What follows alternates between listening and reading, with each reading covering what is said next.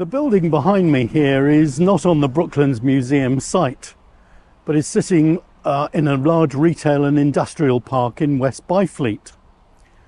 Built in 1931 on the original Flying Village site, it was designed by architect Graham Dorburn in the international modern style for Brooklands Aviation Limited, which managed the aerodrome. From then until the start of the Second World War in 1939, it served as both the social and organisational hub of the Brooklands Flying Village. Leisure flying had been slow to start when the Brooklands Motor Course and Aerodrome returned to civilian use at the end of 1919. But a number of initiatives, such as the government's Light Aeroplane Club scheme and the annual Round Britain King's Cup air race in the 1920s, gradually got it going. By 1930 there were two flying schools at Brooklands, the School of Flying and the Aero Club, offering tuition to a rapidly growing group of pupils, many of whom would take advantage of the fast train service between Weybridge and London to fit flying lessons into their working week. The Flying Village's facilities mostly use the buildings put up in wartime, and the Brooklands Aero Club decided that a dedicated clubhouse was needed.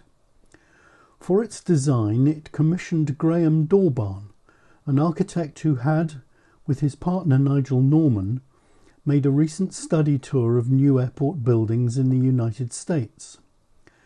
Dorburn's design, in a simplified Art Deco style known as International Modern, provided club rooms and offices as well as a control tower.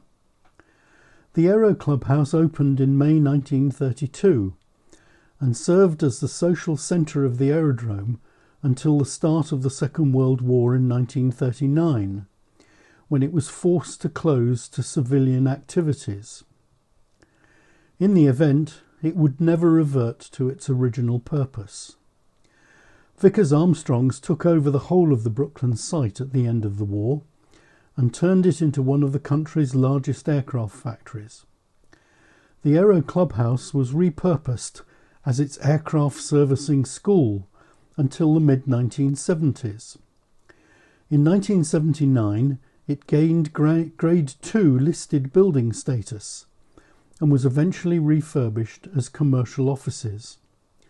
It has remained as such ever since, surviving as a carefully preserved building on its original site, even as the remainder of the factory was demolished and sold off around it. The architectural practice of Norman and Dorburn went on to design a number of inspired airport buildings, as well as the iconic BBC Television Centre in London in the 1950s.